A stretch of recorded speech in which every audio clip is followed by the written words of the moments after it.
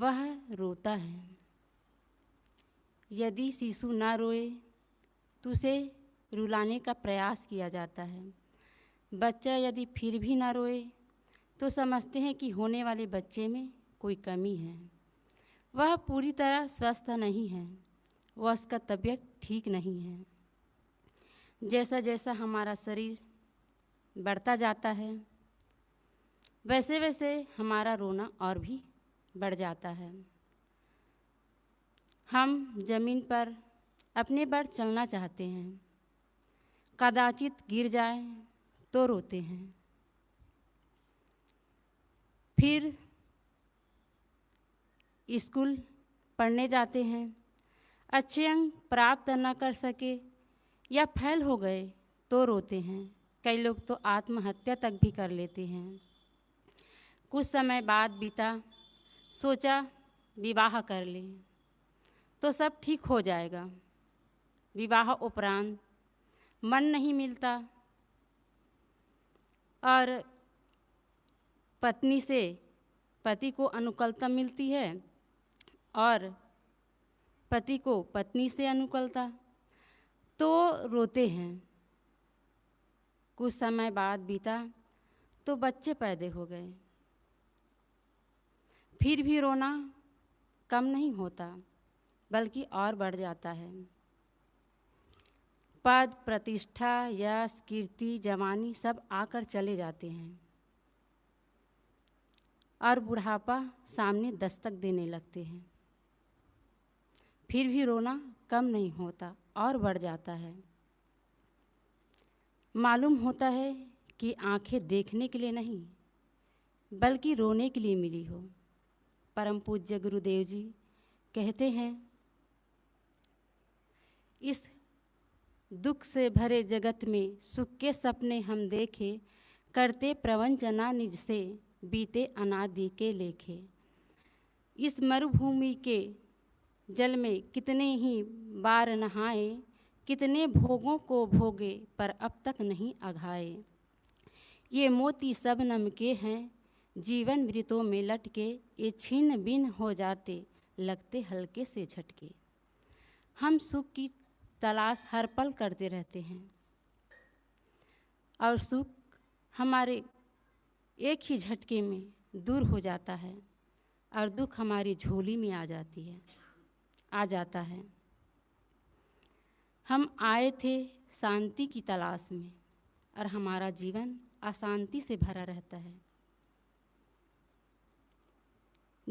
जन्म के समय रोना हमारी मजबूरी थी, लेकिन जीवन भर रोते रहना कहाँ की समझदारी है और कौन सी समझदारी है। मनुष्य जीवन भर 2 और 2 5 पढ़ता रहता है, जबकि सच्चाई यह है कि 2 और 2 4 होता है। यही अविवेक मनुष्य को रुलाता है। जीवन के कुछ पल हंसने और मुस्कुराने के लिए भी होनी चाहिए। जिंदगी में जो मुस्कुराहटें हैं वो हमारी अंदर की होनी चाहिए। हंसने वाला व्यक्ति ही दूसरों को हंसा सकता है। जो स्वयं रो रहा हो उसे भला कोई देखकर कैसे हंस सकता है। उसे देखकर तो वह दुखी हो जाएगा। किसी ने कितना सुंदर कहा है, सबको सुख तू बांट निरंतर, दुनिया के दुख हरना सीख, अन्यायी से टकरा जाना, दिन दुखियों से डरना सीख। ये आंसू अनमोल रतन हैं, पलकों से मत गिरने दे, हंसते हंसते सीख ले जीना, हंसते हंसते मरना सीख। संत सम्राट सदगुरु कबीर साहब जी मानव मन की व्यथा और दिल की वेदना को बड़ी गहराई से लिखा है। वे कहते हैं, मानव दुखी क्यों, दुख का कारण क्या, यदि दुख है तो उसका निवारण क्या। वस्तुतः हमारी सोच निगेटिव हो गई है। हमारी सोच जब तक उल्टी रहेगी तब तक हम सुख नहीं पा सकते। जीवन की सच्चाई को समझकर निर्भ्रांत जीवन जीने की कोशिश करनी चाहिए। मनुष्य यदि दूसरों पर शक करता है तो उतनी ही जिंदगी परेशान करती है। हमें नहीं मिल रहा है इसलिए हम दुखी नहीं हैं, बल्कि पड़ोसी अच्छा भोजन कर रहा है इसलिए हम दुखी हैं। हम पैदल चलते हैं इस बात का गम नहीं है, लेकिन पड़ोसी अच्छी कार पर चलता है तो ऐसा लगता है मानो हमारे सीने पर सांप लौट गया हो। हमारे पास छोटा मकान है, कोई बात नहीं, लेकिन दूसरों की बड़ी बड़ी कोठी देखकर हमारी सांसें थम जाती है। किसी ने कितना सुंदर कहा है, दिल के फफोले जल उठे दिल की आग से, इस घर को आग लग गई घर के चिराग से। यह मानव जीवन बहुत ही कीमती है और अनमोल है और नाजुक भी है। हमारे पास समय थोड़ा है परंतु बाधाएं बहुत है, इसलिए हमें समय का बहुत ख्याल रखना चाहिए। जो समय का ख्याल रखता है वह चंद समय में ही चंद की ऊंचाई में पहुंच जाता है। जो समय का कीमत नहीं समझता वह पश्चाताप करता रहता है। जीवन में कुछ चीज़ें ऐसी होती है जो एक बार हाथ से चला जाता है, निकल जाती है तो दोबारा लौट कर नहीं आती। जहाँ हम रह रहे हैं, जिन लोगों के साथ हमारा संबंध है, कदाचित वहाँ का अमन चैन बिगड़ गया तो लौट कर आना बड़ा कठिन हो जाता है। हमने जिससे प्रेम किया या जिसने हम पर विश्वास किया, उस विश्वास को कभी तोड़ने नहीं चाहिए। प्रेम की सबसे बड़ी बाधा है शंका। जहाँ हमने शंका पैदा किया, प्रेम वहीं किरकिरा हो जाता है और वहीं किरकिरापन कटुता और नफरत को पैदा करता है, जन्म देती है। और वहीं नफरत जब मनुष्य के दिल में या मानव समाज में आता है तो मकान टूटते हैं, परिवार टूटते हैं, सभ्यता और संस्कृति टूटती है, मंदिर और मस्जिद टूटते हैं, गिरजा और गुरुद्वारे टूटते हैं। सब टूटे पर दिल ना टूटे। सब कुछ विध्वंस होने के बाद पुनः निर्माण हो जाता है, लेकिन किसी के दिल टूटने के बाद उसे जुड़ना बड़ा कठिन हो जाता है। सद्गुरु कहते हैं कि प्रेम पाठ का चोलना, पहिर कबीरू नाच, पानी दिन्हु तास को जो तनमन बोले साँच। सद्गुरु कहते हैं कि हे मानव, प्रेम रूपी वस्त्र का अंगरखा पहन कर नाचो, अर्थात अपने जीवन के सारे व्यवहार प्रेम पूर्ण करो।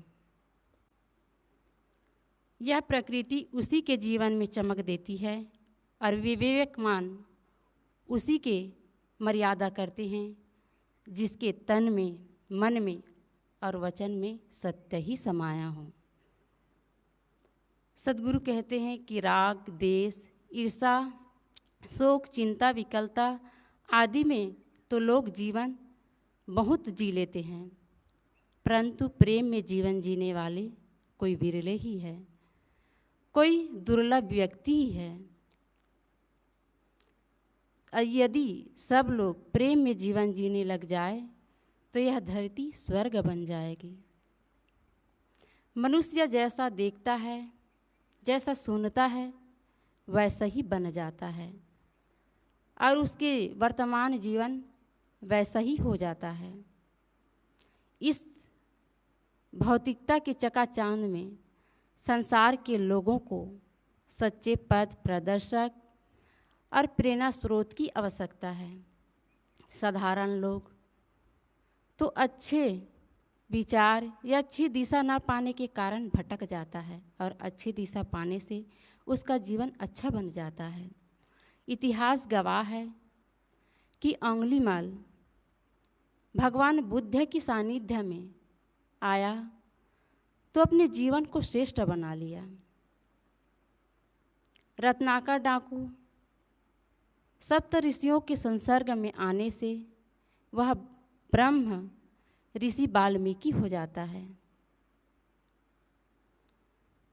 अनादिकाल से मनुष्य सुख और शांति को तलाशता रहा और इसके लिए वह बाह्य पूजा पद्धतियों का भी सहारा लेता है,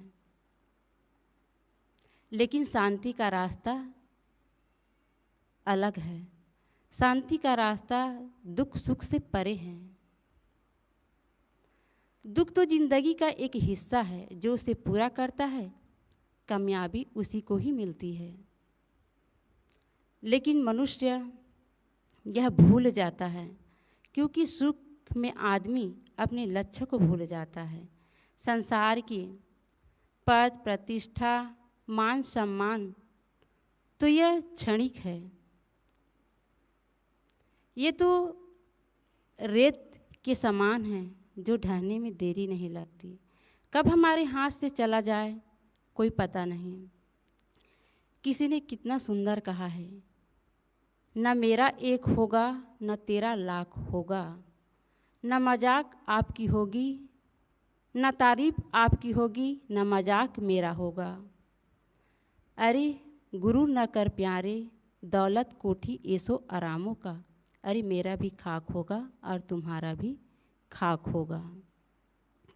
सद्गुरु कहते हैं कि प्रेम में जीवन जियो।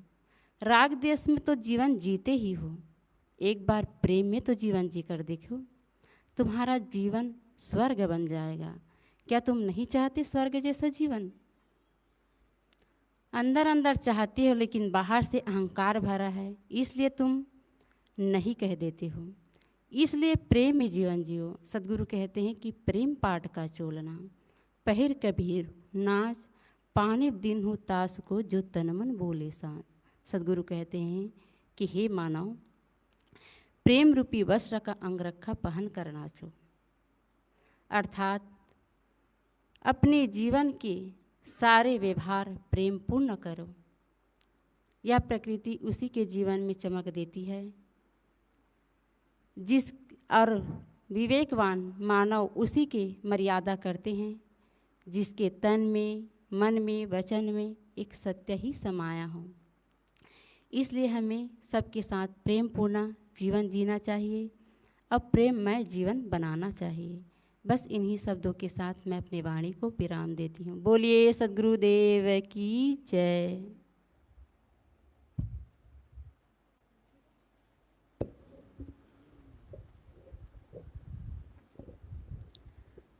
बोलिए सद्गुरु कबीर साहेब की जय। अभी हम सुमति साहेब के द्वारा बहुत ही सुंदर विचार से लाभ ले रहे थे कि यह मनुष्य जो है वह हर समय सुख और दुख दोनों के बीच में चलता है, परंतु वह आदमी क्या चाहता है?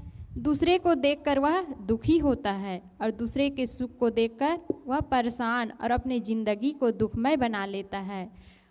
अगर वही व्यक्ति अपने जीवन में, अपने हृदय में प्रेम का उद्घाटित करे तो वह दूसरे को देखकर वह सुखी हो सकता है। अपने हृदय में प्रेम को उजागर करे, उसको अपने जीवन में प्रेम को जिसने अपने जीवन में उतार लिए, वह दूसरे मनुष्य को देखकर कभी दुखी नहीं होगा। वह दूसरे मनुष्य को दुखी देखकर वह स्वयं दुखी होता है, परंतु जिसके हृदय में प्रेम नहीं है वह दूसरे मनुष्य के सुख को देखकर वह अवश्य दुखी होगा। क्यों होगा? क्योंकि उसको ये चाहना होती है कि वह जो मेरे पास है वह उसके पास कैसे हो गया, इसलिए वह दुखी रहता है।